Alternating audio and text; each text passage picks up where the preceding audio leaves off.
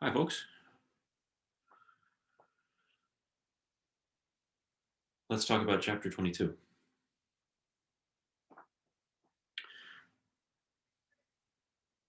On Tuesday,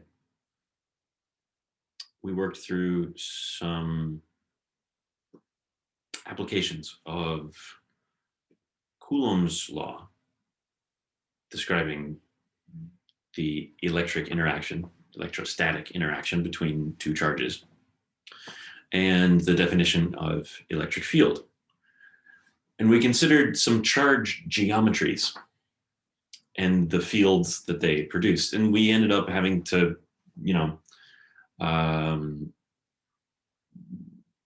squish around in some calculus a little bit. And especially the last question we considered, and that of a line of charge much longer than we are close to it. So it looks functionally infinite for us. It took us some doing and an integral table search to actually answer that question.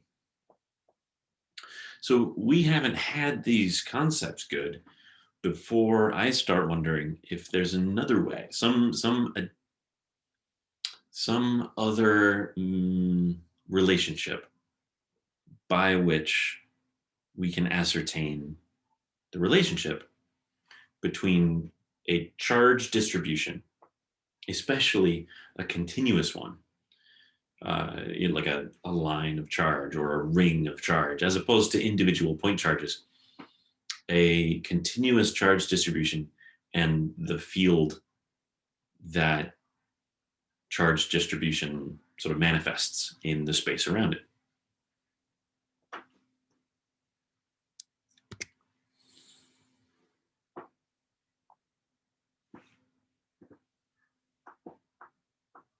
How to use, this is the fourth bullet, how to use Gauss's law to calculate the electric field due to a symmetric charge distribution.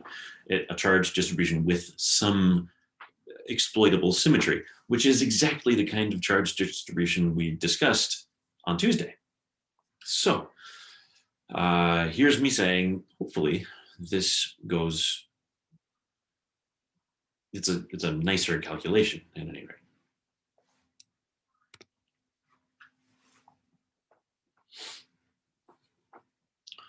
We can make our hair stand on end by having our hand on a charge generator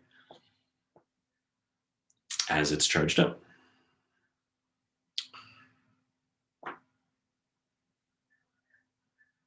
What would happen if we stood inside a shell, a metal shell, put our hands on the metal shell around us, and then somebody did the same thing? Would our hair still stand on end? Symmetry. We already were employing symmetry arguments on Tuesday, and we hadn't had the definitions of Coulomb's law and field, but good, before we started doing that. With the ring of charge, we talked about the fact that the perpendicular components of the field, perpendicular components to the x-axis, cancel because of the symmetry of the arrangement. We were already relying on symmetry to simplify, and this is the next logical step. Any distribution of charge, we surround it with an imaginary surface that encloses the charge. So here we have a box. Doesn't have to be a box, could be any shape, as long as it is a closed surface, a cylinder, a sphere, a box.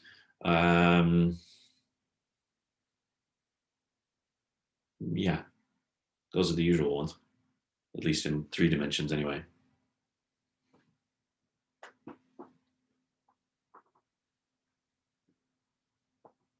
Objects whose surface area we can reasonably calculate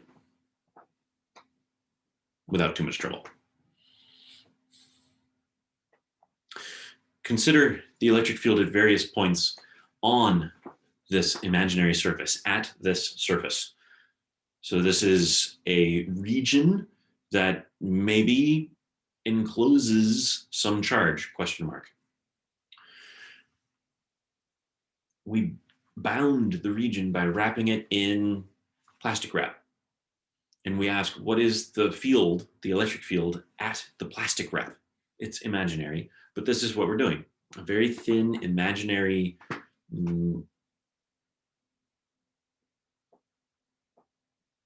shrink wrap around a particular volume. Gauss's law is a relationship between the field evaluated at the surface and the total charge enclosed within. So the video tutor demonstration link is live. I'm going to let you check that out. I'm going to post these slides and then you'll have that link there. Check that out.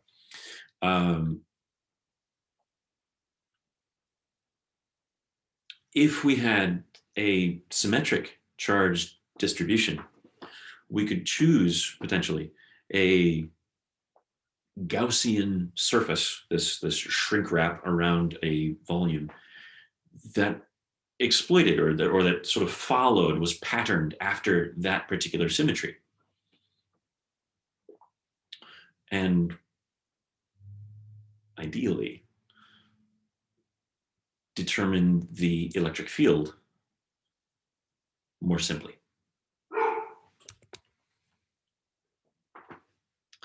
In both boxes, there is a positive charge within the box, which the positive charges produce radially outward electric field lines. As the field lines leave the region that we have bounded, they pass through the surfaces that, the surfaces that bind that region. So the field lines pass through this front face and this face on the side, and then that other face, and they pass through on their way through space the field lines that we could draw due to a positive charge that we did draw radially outward in all directions. Those field lines pierce through the different area faces of this surface area. We call that electric flux. You could think of it like fluid flowing through pipes, flux, but it's field lines, electric field lines, flowing out from the charge that we have.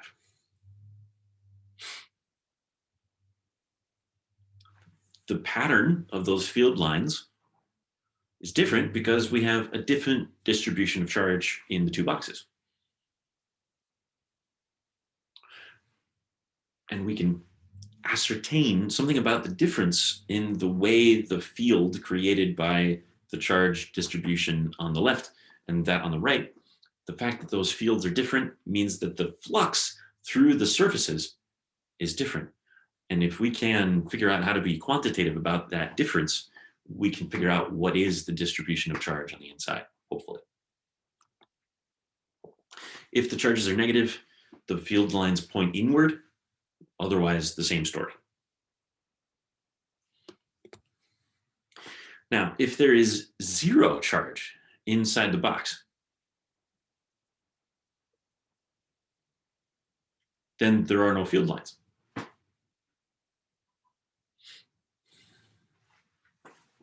So there is no flux.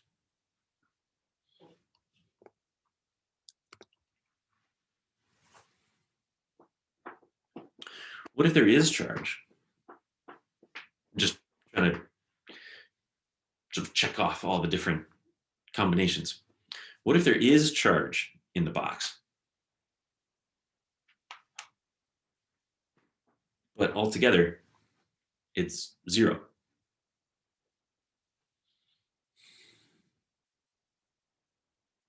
That the net charge inside the box is zero. So for one for one positive charge,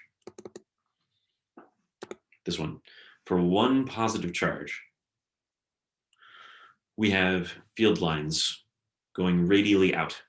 And those field lines pierce the surfaces according to their intersections with the surface we have in mind. A single negative charge is exactly the same situation, just pointing inward. So in this situation, we have exactly as many field lines pointing outward from the volume that we're talking about, as we have field lines pointing inward, in towards the volume we're talking about. So the net flux, the net piercing of field lines through these areas is zero. We have just as many going out as we have coming in. All when we average, or when we add it all up over the box, there's no net egress or ingress of field lines. So there's no net flux.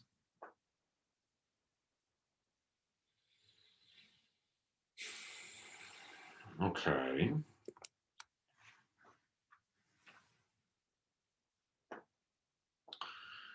What in the last case? What if there's charge nearby, right? Like, oops, sorry, this is going backwards. What if so we said if there's no field anywhere, then there is no flux. If there's negative charge, then there's inward flux. If there's positive charge, then there's outward flux. If there's net zero charge, then there is net zero flux. All right, so that's 3 different kinds of charge inside a box. And we said, all right, if there's no charge next to the box, there's no flux. But what if there's charge next to the box, but not inside? What if there is an external field? So not this situation. What if there is an external field, but there still isn't any charge in the box?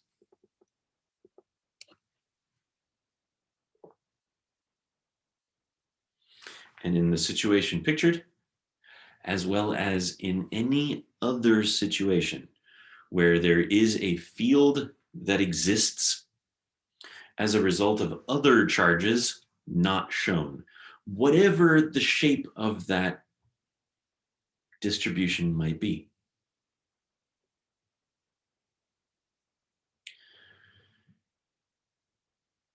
The net flux through the surfaces will be zero.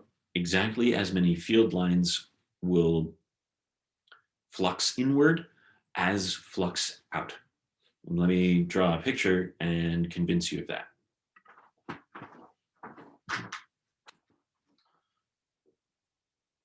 Suppose we've got a positive charge.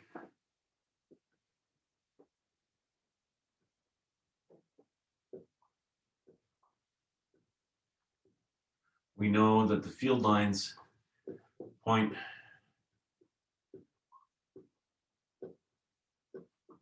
radially outwards in all directions, including at our faces and into the board, but I can't draw that.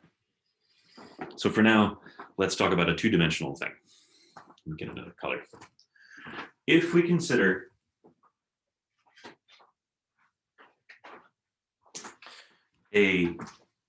since it's 2-dimensional in the picture, let's consider a Gaussian circle. But what it actually is a sphere that encloses the charge.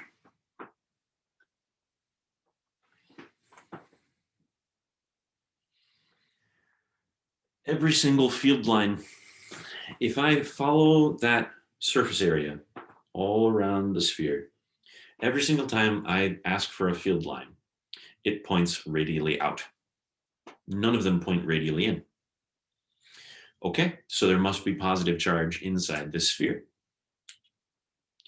Now, there is charge in this vicinity of space. What if we consider a sphere that does not enclose the charge? What if we consider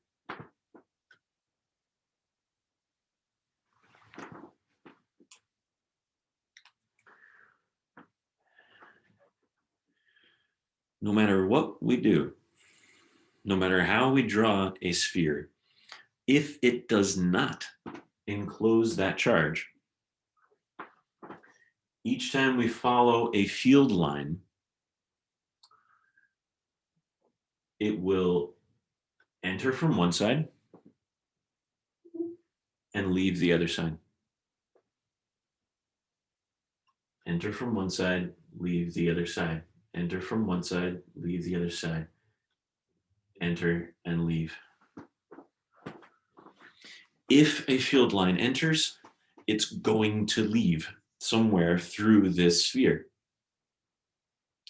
If it is tangent to it, then, I mean, I guess that's the point where there's one intersection instead of two.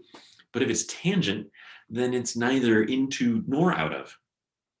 And that's not flux. That's like flow along, not through. That's not what we're talking about. If the sphere encloses no charge, even if there's charge nearby, the net field line pierce, the net flux through that surface is zero.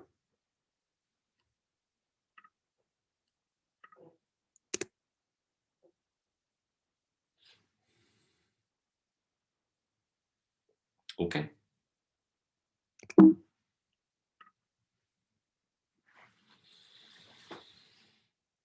So we know how this behaves, but what affects the flux through a box?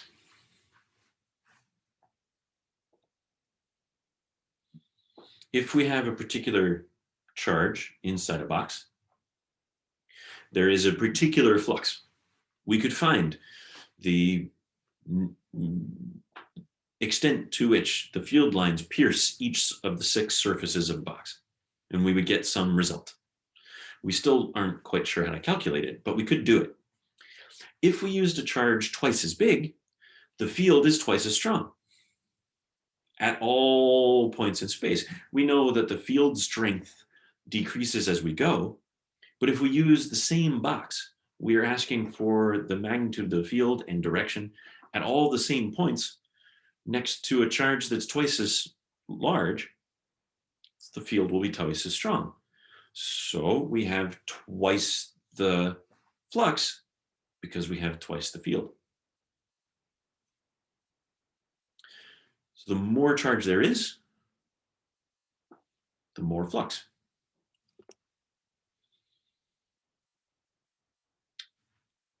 And it doesn't depend on the size of the box we use.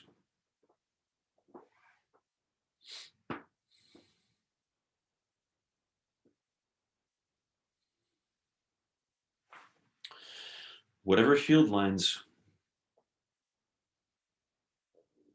would pass through a box of, let's call it length, width, height version 1.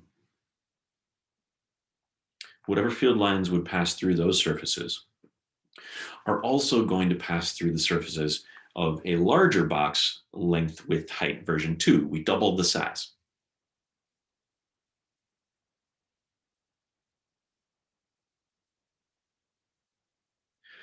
Doubling both dimensions of the box mean that all of the surfaces are twice as far away as they were. And we know that the electric field, due to a point charge, varies like the square of the separation. So the field, as measured at the plastic wrap, will be 4 times smaller.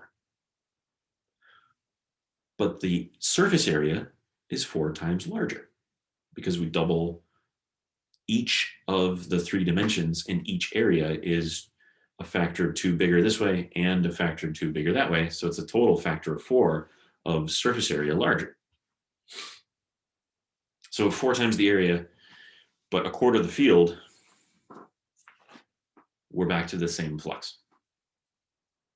So it doesn't matter what size box we use, as long as the box encloses some charge.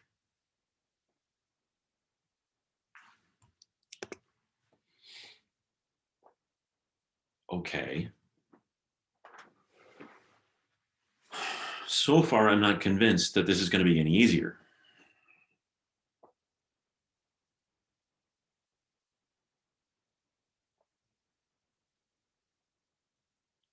How do we calculate it? Because in order for this to be useful, we need to know how to calculate the electric flux. And then we need to know how to attach it to the charge that's in the box. Let's consider one of the surfaces of the box. Each of those boxes we just looked at has 6 surfaces. Let's consider one, a rectangle of plastic wrap. And let's keep things really nice. Let's find a region of uniform electric field. So it points to the right with the same strength and it doesn't decrease. Everywhere in the vicinity of this flat area, the electric field has magnitude E in the x direction, let's say.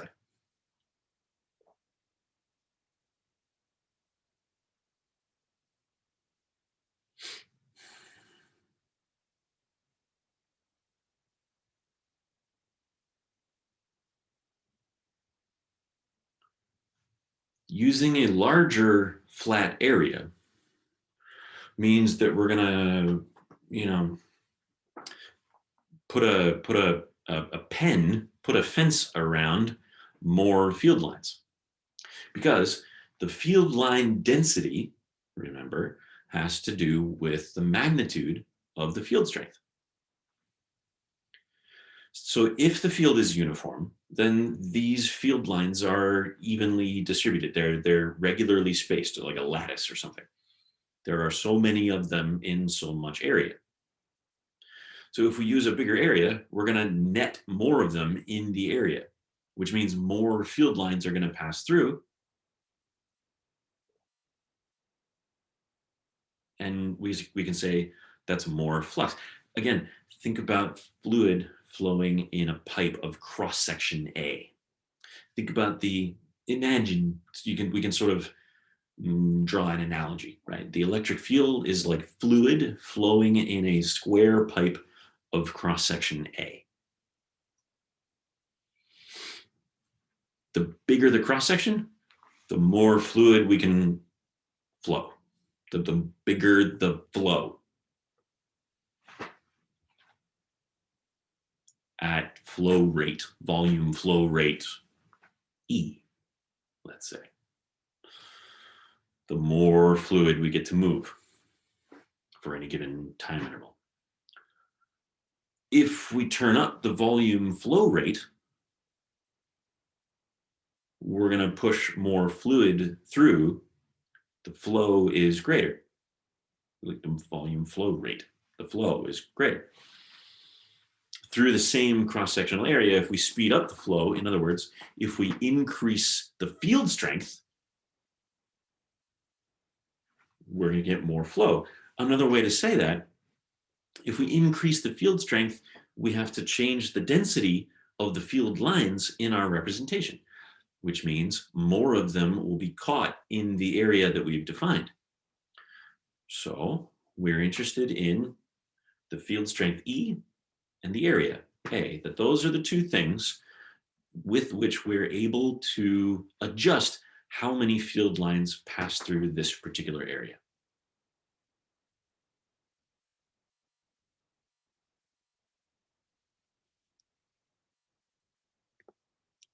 If the area isn't perpendicular to the field, though,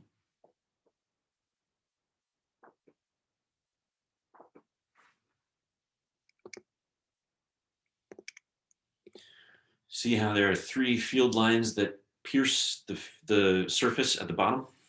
If we change the angle, our finite area might miss those field lines.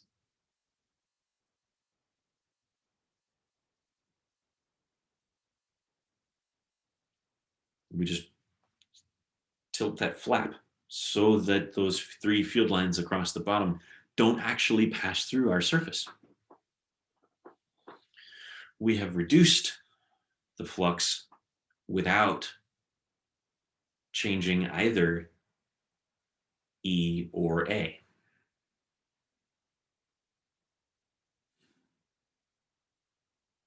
We've ended up restricting we can think of it like, well, we have, it's not a cross section, now it's an angled section. So we look at a cylinder and the cross section is a circle with some area. If we cut it at an angle, the angle of that transect means that we've got an oval of larger area than the circle. So suppose we had started with an area of this. If we tilt it, we end up with a smaller, we're representing the flow through a smaller pipe. Let me say it again. If we cut at an angle, like this plane now is cutting at an angle through the flow,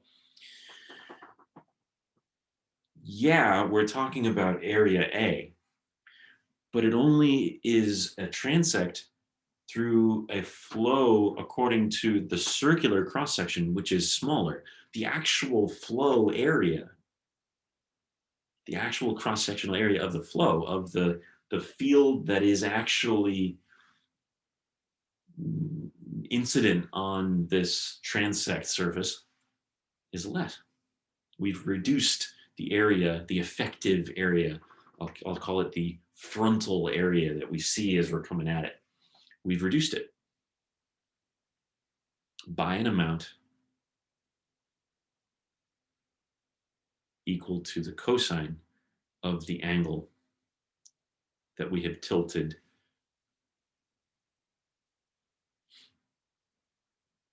our surface relative to the field. So we've got the field pointing that way. And now we're interested in an angle relative to a field. And we're interested in a cross-sectional area. An area, a field, and the angular orientation of one with respect to the other. Back in the first week, we said that an area, when we were talking about vectors, right, we defined the cross product in terms of the area of the span of two vectors. And we expressed that area, remember, because a plane, the easiest way to specify a plane is to specify the vector perpendicular to that plane. And that's what we're doing here. The area A, let's treat it like a vector with a magnitude equal to the actual, the actual area of this surface, and a direction perpendicular to the surface. There's our perpendicular indicator.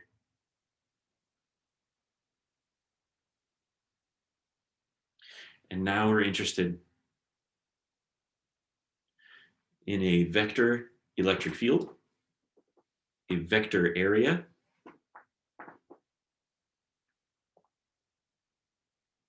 and the cosine of the angle between them. That's a dot product. The flow, we want the electric field to be parallel to the area, because to the area vector, because that means the plane specified by that area vector is then perpendicular to the electric field. And that's going to get us the largest possible flux. If we move away from E and A vectors being parallel, we get less and less and less flux. If the electric field and the area vectors are perpendicular, that's what I was saying. That's a flow tangent to a surface, not through it. That's not flux, that's something else.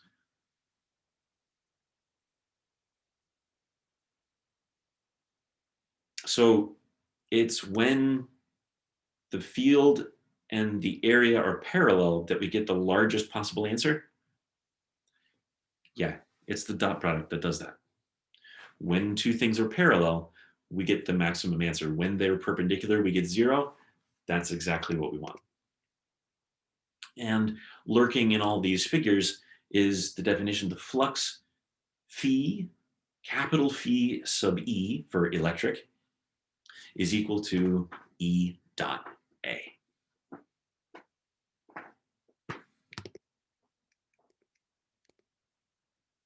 Now, what if the field isn't uniform? Let me back up.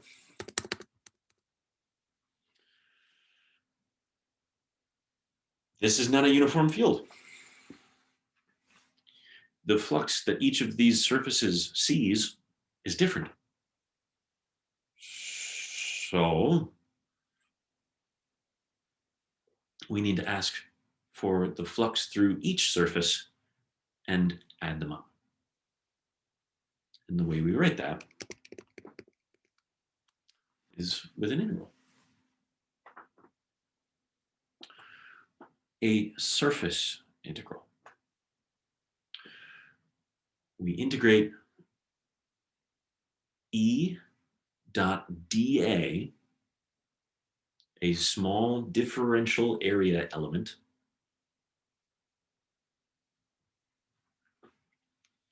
over the entire surface that we're using.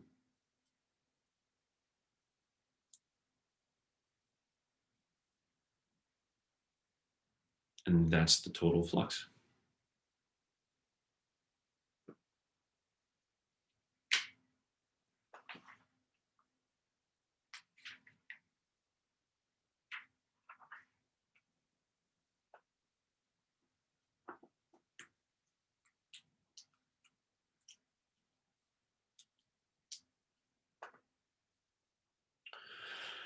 What are the consequences of that?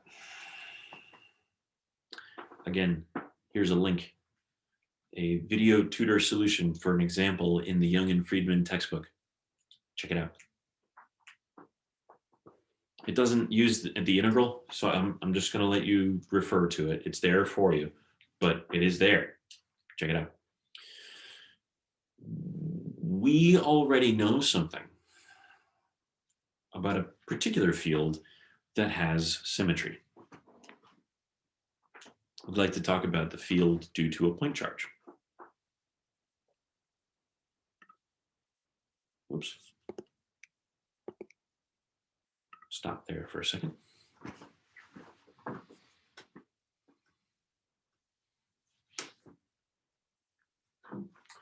So we've got our point charge and our field lines, and we have our Gaussian sphere. And I'll actually make it a sphere this time.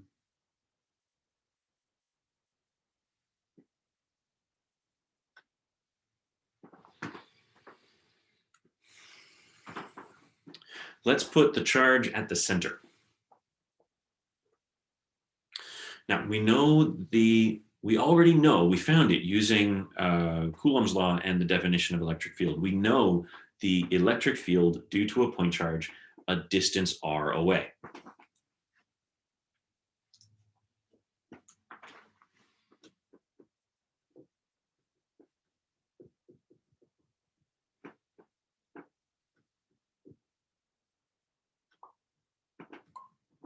And it's in the radial outward direction. If Q is this charge, that's the charge due, or the field due to this point charge.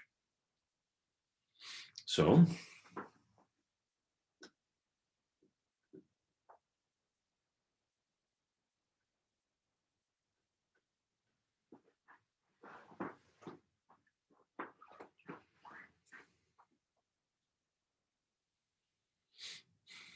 let's talk about flux. Let's write it using the definition.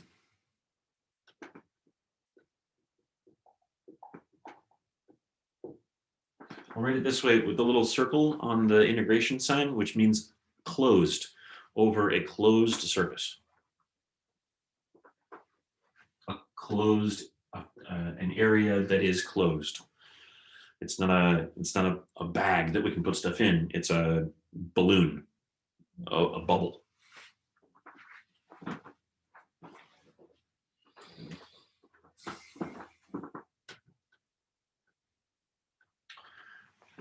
E is this.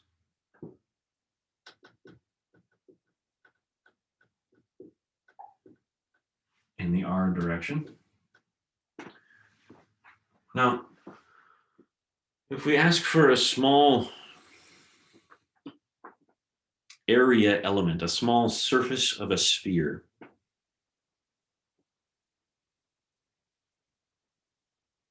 it has some magnitude, some small tiny area dA. And what we need is the vector that is perpendicular to the surface of a sphere. A radius is perpendicular to the surface.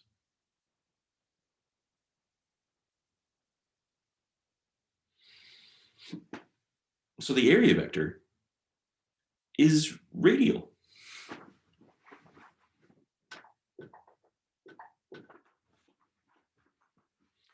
R dot R, that's just one.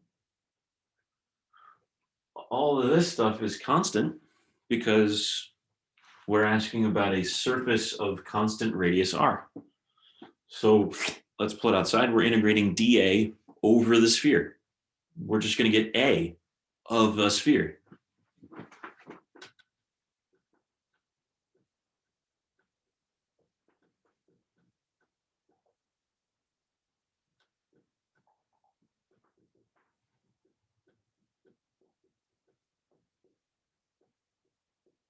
The surface area of a sphere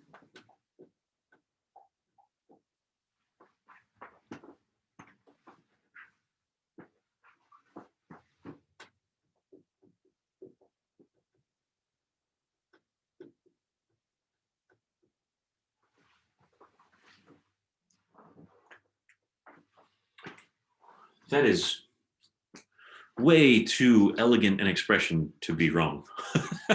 That's almost magical. The 4 pi cancels the 4 pi, the r squared cancels the r squared, and we're just left with the charge in the sphere divided by epsilon.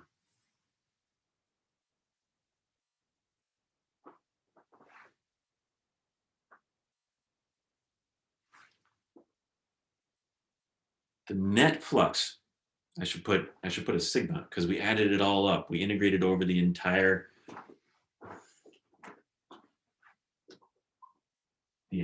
surface. Net flux through the closed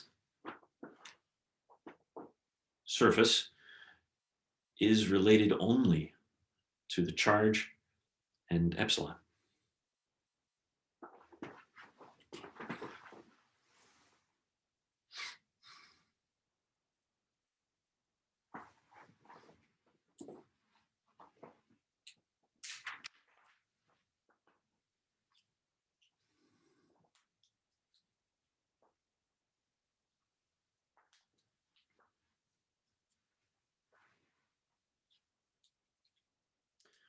While that's true for a sphere,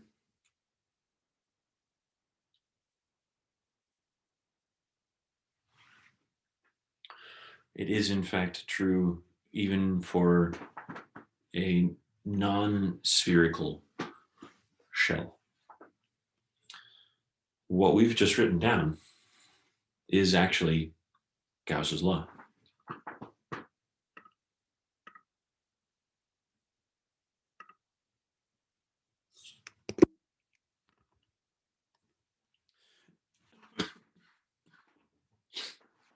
Gauss is a good one to know, by the way. The bell curve that is from statistics, it's actually a Gaussian distribution. That it's a construction that we credit him for.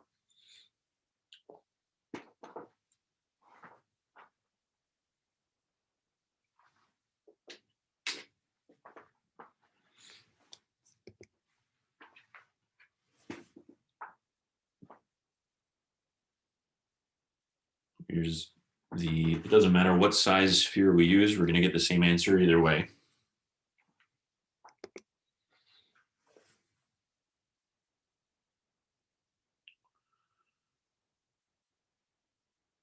The fact that we're using the dot product means that we are projecting, we're finding the field component that is perpendicular to the area. We do that everywhere, and we're just doing the same thing.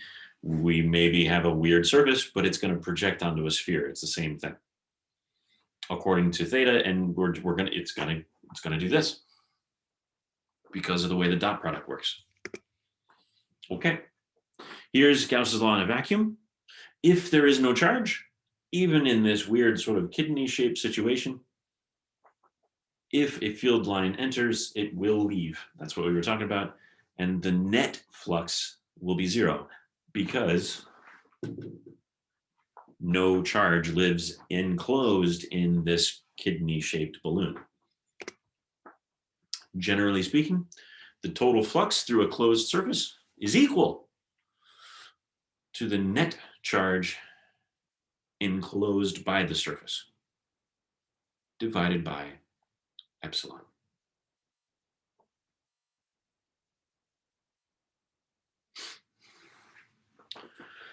Now is another video solution. Click that link. Now is a good time to name parameter epsilon. So far, we're just calling it an electric constant. But since it's shown up twice now, and here in a very sort of real spot,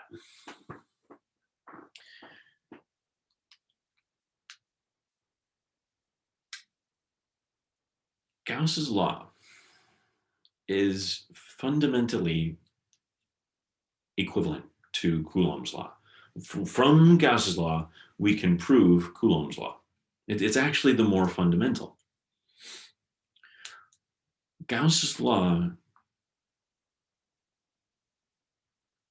if we have charge, then we have field. It's a statement about charges affecting the space around them. We got to this by applying Coulomb's law to the interaction of a charge and a hypothetical other charge. And then it was okay, so now we know the force, so we can divide by the charge, and then we have the electric field by definition, which is true. But it's not the influence of the enclosed charge Q on its environment does not depend on our hypothetical analysis with another test charge. It's just a thing.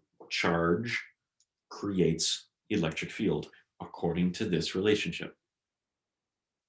What is epsilon?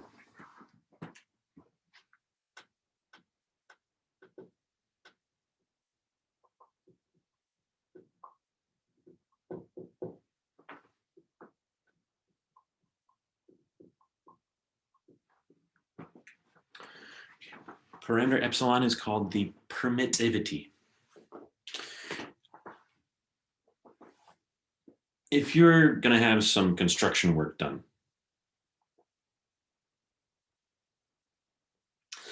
you might need to go file a permit. Like, for example, a couple weeks ago, we discovered that our water heater was slowly leaking water onto the floor. We called, the plumbers or whatever, HVAC, and they came to service the thing and said, this needs to be replaced. Here's the job specification.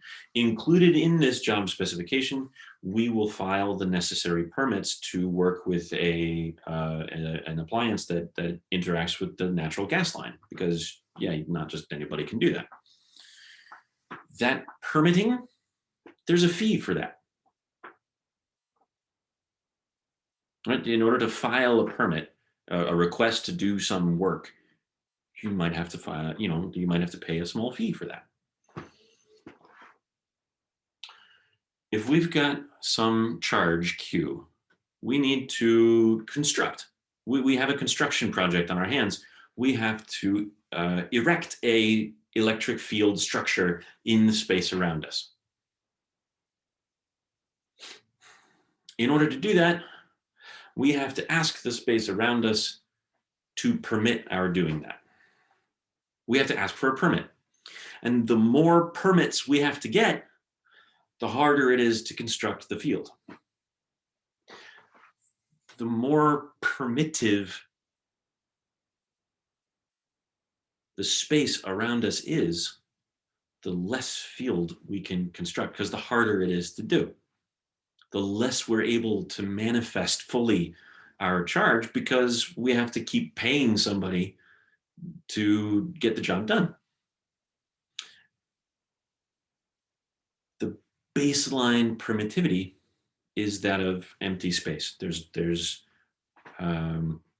the least amount of permitting that we need to create electric field in a space because we have charge is this much.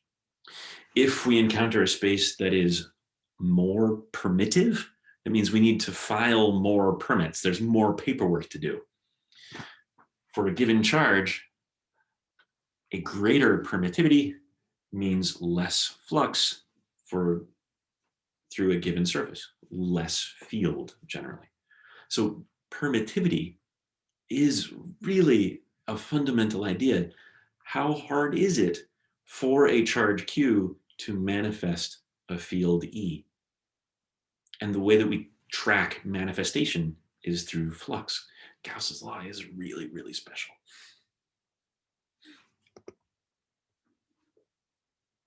Positive and negative charges, positive and negative flux. And when the slides are like this, I'm going to skip right past, because I know I'm going to put the slide up, you know, the PowerPoint that I'm lecturing from, so you'll be able to get at this slide if you need to. Without any integration, without any discussion of the geometry,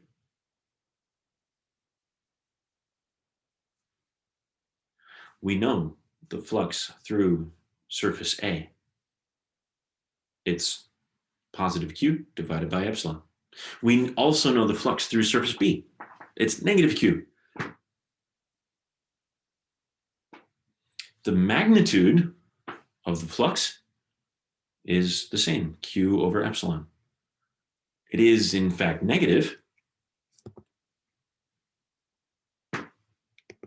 I think this should probably be a minus sign right there, because the area vector is defined outward from the bounded volume outward. The electric field points the other way. So when the flux definition asks for the dot product, we're going to get a minus sign because those things are anti-parallel. This EB equals, I think that should be a minus sign. The perils of copy and paste in the PowerPoints. Can I fix that while we're here? Let me find out.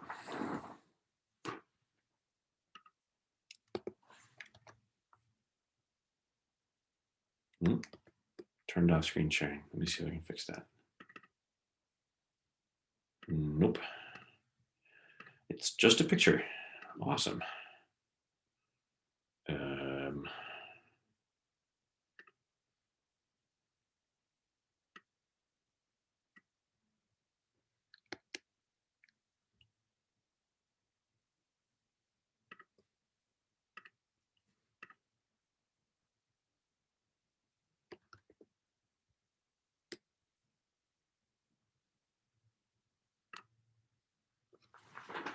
So I put a text box over it with a fill.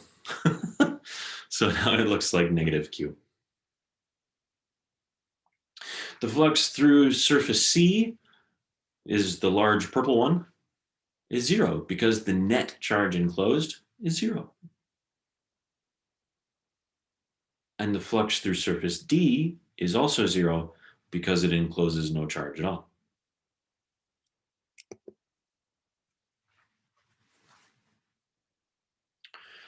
this has some applications. If we consider some sort of macroscopic conductor such that we could put a Gaussian surface just inside the outer surface of that conductor.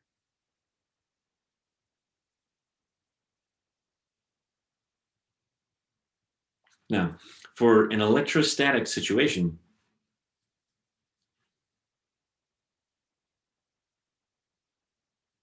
the electric field is zero inside the conductor. If it weren't, if the electric field were non-zero inside the conductor, there would be a force on those charges and they would move.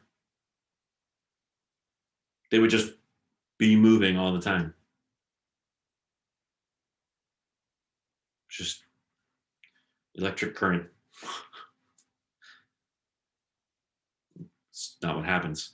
This idea is related to the idea that a fluid at rest does not flow internally. Sure, we can talk about convection and other things, but that's a fluid dynamics situation. In fluid statics, if we've got a fluid at rest in a glass, it's not flowing because there's no pressure differential to cause flow. And the same story is true here. If we've got charges on a conductor, this is a static situation. We're not going to have charges moving around just on their own whenever, which means the field inside the conductor has to be zero. And if that's true, then if the field inside is zero, wait a minute. Shoot. The screen sharing.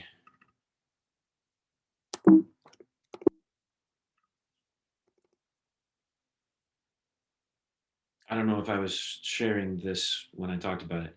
The flux through, sorry about that. The flux through surface A is positive. The flux through surface B is negative because A and B enclose positive and negative charges. The flux through surface C is zero because it encloses net zero charge. And the flux through surface D is zero because it encloses no charge at all. And here's what I'm talking about. If we've got a conductor, in order for the situation to be static, the electric field inside the material of the conductor has to be zero.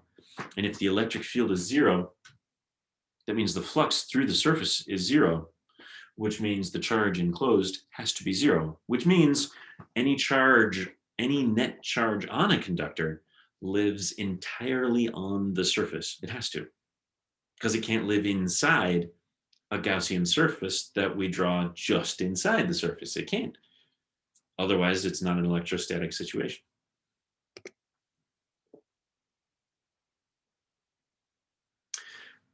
We did this problem, the field of a uniform line charge. It took calculus and an integral table.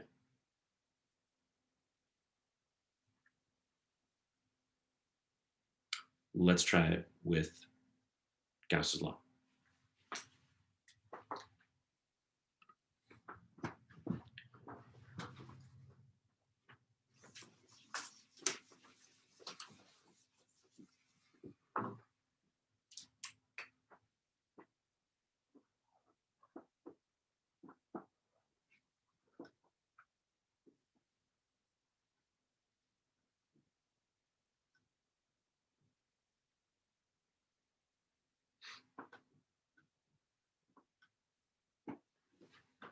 We've got, again, a linear charge density lambda.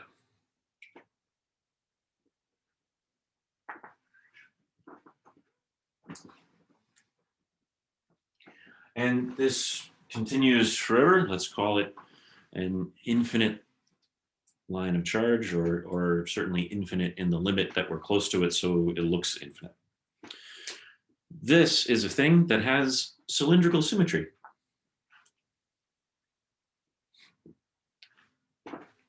I can rotate this this way, and if there's nothing written on it, I can't tell the difference in the orientation. So there's a radial symmetry, but not an axial one. I mean, we've got something else going on. So it's not spherical. It's radial or axial. There's an axis and then it's radial after that. So I'm going to choose a Gaussian shape that has the same symmetry.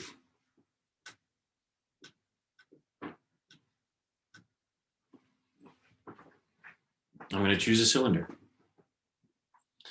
And we ask for the flux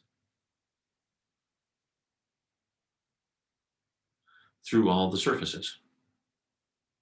There are three. There are three surfaces of a cylinder: the top lid, the bottom, and the wall. This the circumferential wall of the cylinder. From symmetry, because this is an infinite line of charge,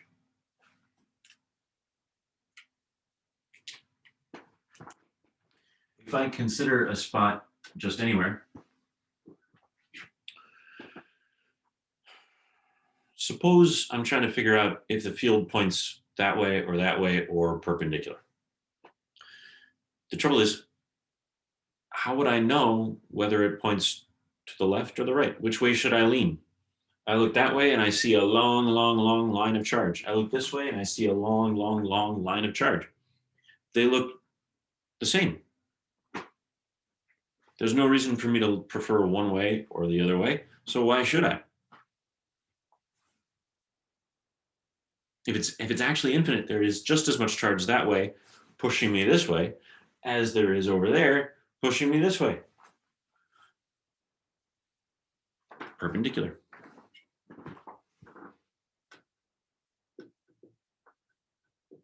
Everywhere perpendicular. Perpendicular to the axis. But if it's perpendicular to the axis, that means it doesn't pass through the end caps, it passes along. The area vector of the end caps, I need a different color. The area vector for the end caps is perpendicular to the field because the end caps point out.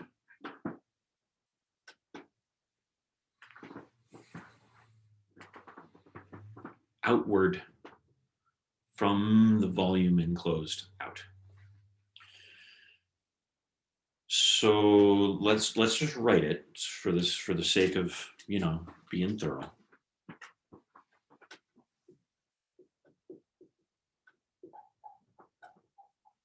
The electric flux through each end cap is E dot A, which is E magnitude of the electric field, magnitude of the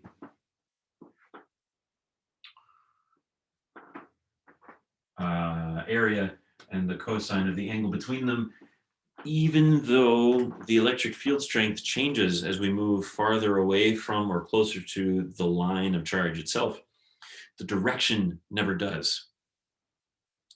So the dot product is always going to see a perpendicular relationship, and the answer will always be 0.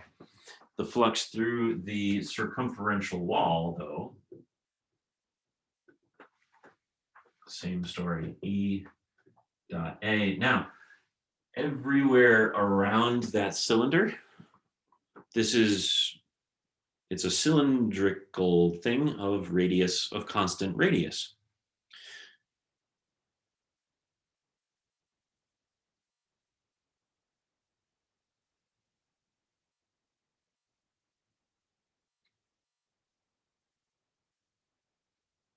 Okay.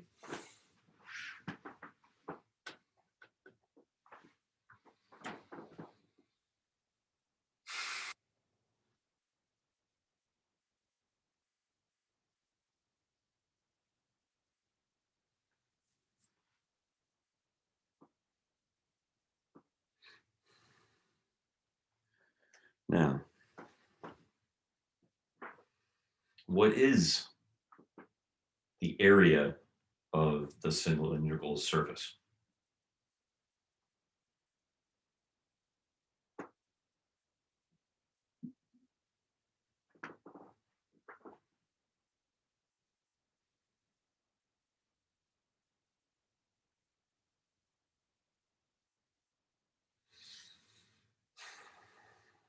It's the circumference times the length. All right, so we need to know the radius of the thing. Let's call it r. And we need to know the length of the thing. Let's call it L.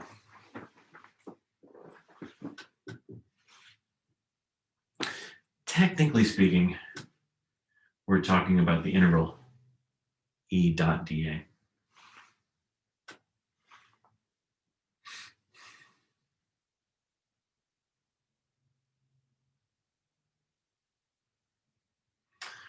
How much charge, because we're talking about Gauss's law, right? How much charge is enclosed in this Gaussian surface?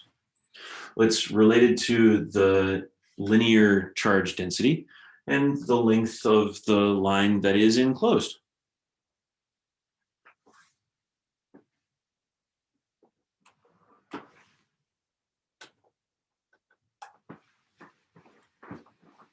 So and so much charge per length times the length in question, that's how much charge. Divide by epsilon.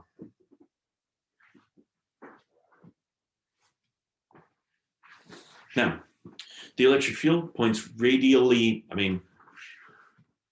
if this is the x-axis, the electric field points in the yz plane radially away from the x-axis, which is exactly the direction of the area vector of this cylindrical surface, because it points outward from the volume perpendicular to the surface. But it's a cylindrical surface, and the perpendicular to a cylinder is the radius.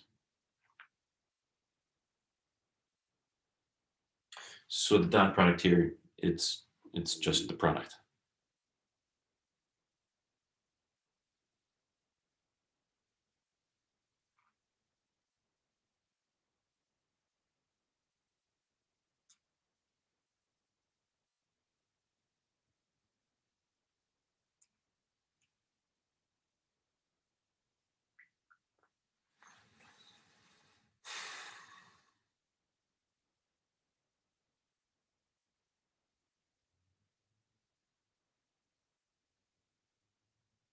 I think we can even argue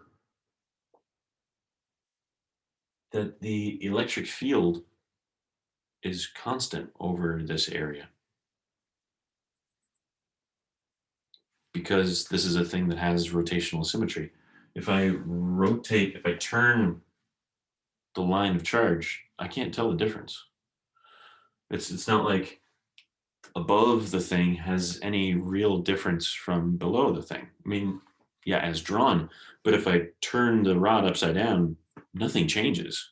The picture is the same, and I can't tell the difference. So I think over this area of the cylindrical wall, the electric field has to be constant, which means we can pull it outside the integral.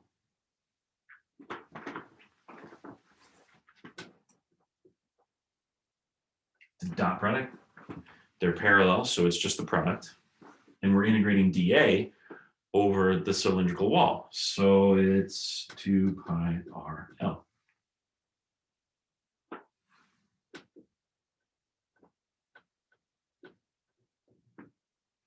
And if we solve for E, lambda over 2 pi epsilon r. Exactly as we found in the limit of the finite length, with a lot less work.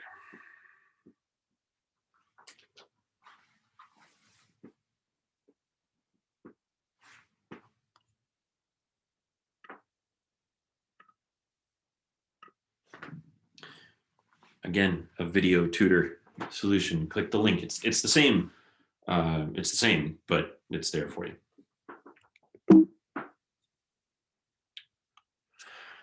And I'm going to let you sort of convince yourself based on the video tutor solution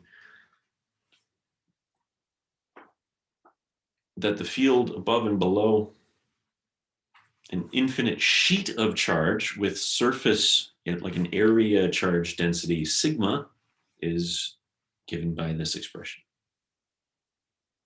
based on the video tutor solution link and your own understanding. There's a couple other things to talk about, and then we're done. A solid conductor, a conductor of solid material with a hole inside. There's a cavity. If there is no charge inside that hole, like if there's no charges in that cavity,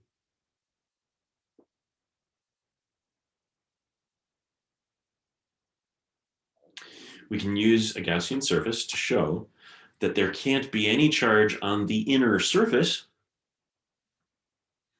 because our Gaussian surface lives within the material of a conductor.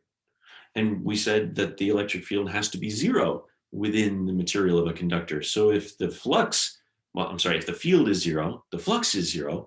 And if the flux is zero, there's no charge.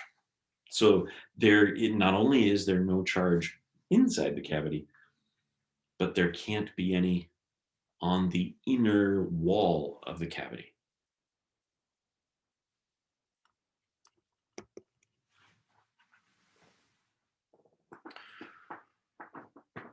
Suppose we change the story and put a charge inside a conductor's cavity. And I've got an example. It sounds a little bit outlandish. How the hell do we get it in there? But I've got an example for you. It's coming.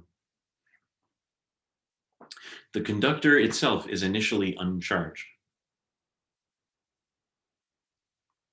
But like we talked about the other day, the positive charge inside, since it's a conductor and charges are free to move, will attract preferentially negative charges to the inner wall. This has to be so because it's a conductor. And the electric field everywhere within the material of a conductor is zero. So we draw our surface again, same surface. In order that the flux is zero, the field has to be zero. Well, yeah, I mean, in order for the field to be zero, because we know it has to be, because this is electrostatics, the flux has to be zero. But in order for the flux to be zero, this surface that we drew in purple has to contain zero net charge, according to Gauss's law, which means that in addition to our positive charge Q in the cavity, the net charge on the inner surface must be negative Q, so that the net charge inside the Gaussian surface is zero. But if we're drawing a charge negative Q and distributing it on the inner surface, the cavity wall, then the rest of the conductor is net positive. So there must be on the surface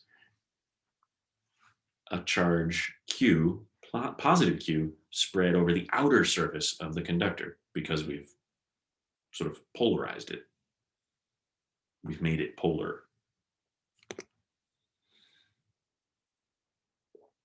We can actually do this with a charged object and an ice pail, a metal pail bucket.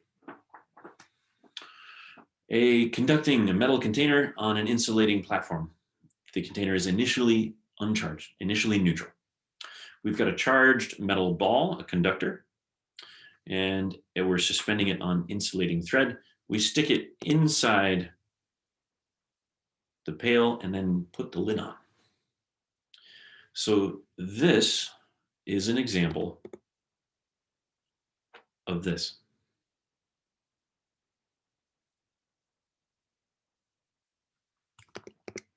We've got a charge inside a cavity that is a hole, the cavity is in a conductor. So we end up inducing a surface charge on the inner surface, in the cavity wall, and therefore inducing a charge on the outer surface as well. Now, what happens? Let's think about this. What happens if we allow the ball to touch the metal pail? Think about it. The ball is metal, conductive. The pail is metal, conductive. There's no net charge on the bucket itself, on the ice pail, but there is on the metal ball. But as soon as we bring them into contact,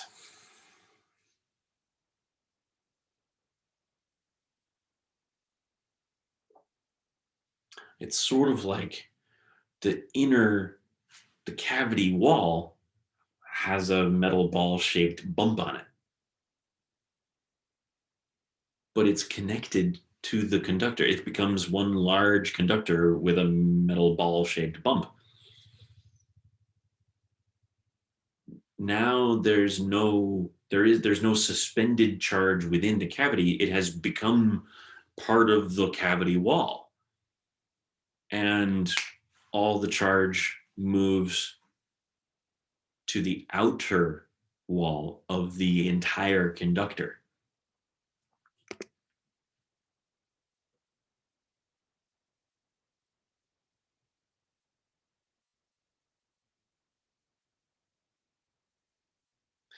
In order for that to work, none of the charge can remain on the surface of the ball. Now, it would have to stay on the surface of the ball because it's a conductor, and excess charge lives on the surface of a conductor.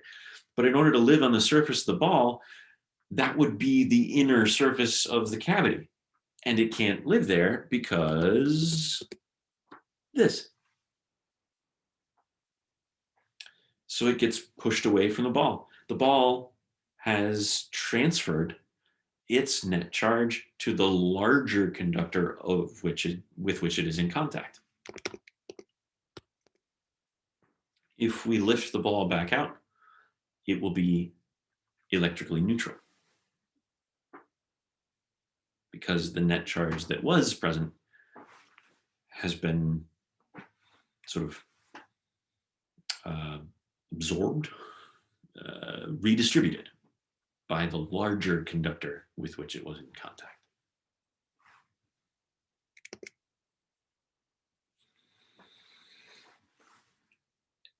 The Van de Graaff generator at the beginning of the chapter is essentially the same in principle.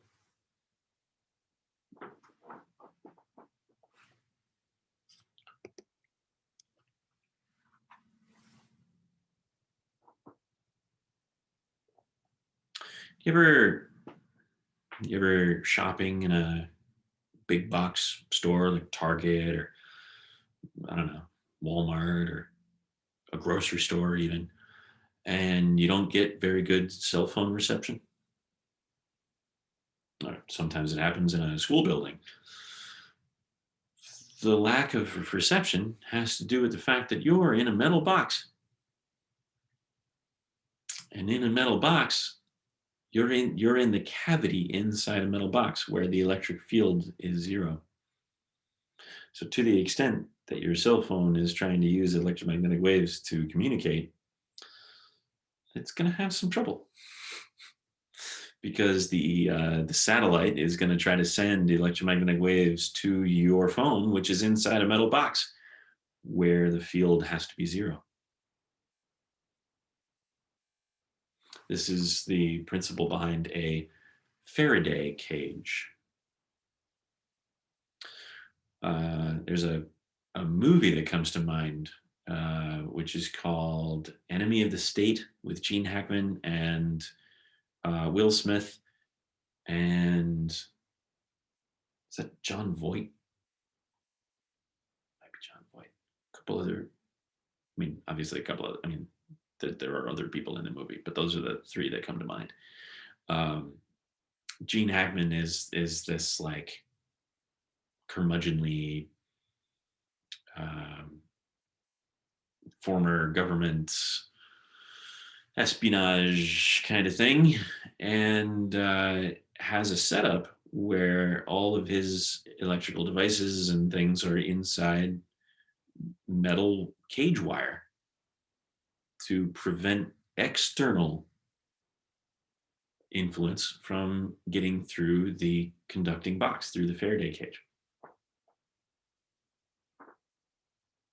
This is why if you're driving during a thunderstorm, they say the safest place to be is in your car, because your car functions like a Faraday cage. If lightning strikes the car, it's going to be fine. You will be fine because you're inside the Faraday cage. If lightning strikes you, that's a problem. But this is not a doctored photograph. This spark is actually happening, and this person is fine.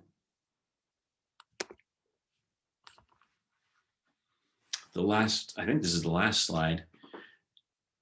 The field just outside the surface of a conductor. So in other words, up here is outside the conductor, and in down here is within the material. It's not just a sheet. This is just a sort of like a, I don't know, like we've got a little bit of X-ray vision going on here. We can see through into the material to see the other side of our Gaussian surface, another cylinder. Inside the conductor, though, the field has to be zero.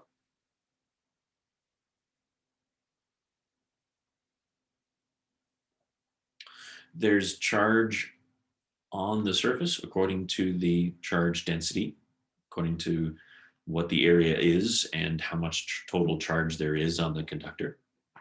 So we know how much charge is enclosed by the Gaussian surface. And we also know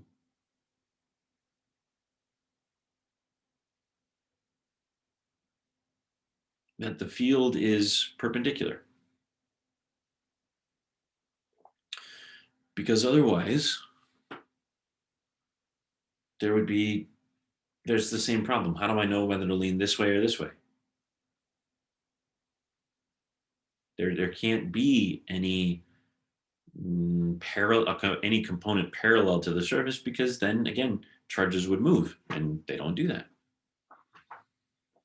So the field is perpendicular to the surface, which means it passes through the end cap, but only along the walls. So the field that is perpendicular, the flux through this outer cylindrical, the part of the cylindrical wall that's outside the conductor, that flux is zero. The only flux is through the end cap, and we can show that the electric field is related only to the area charge density. Okay, that's where we'll leave it. We have some more to say about Gauss's law, but I think I'd like to say it in person for the recitation.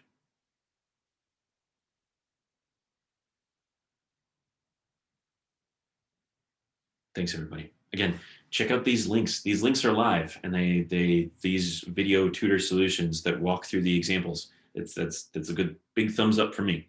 So that's part of this resource. Part of this lecture video is those links that you can go to at your convenience. All right. See you next time.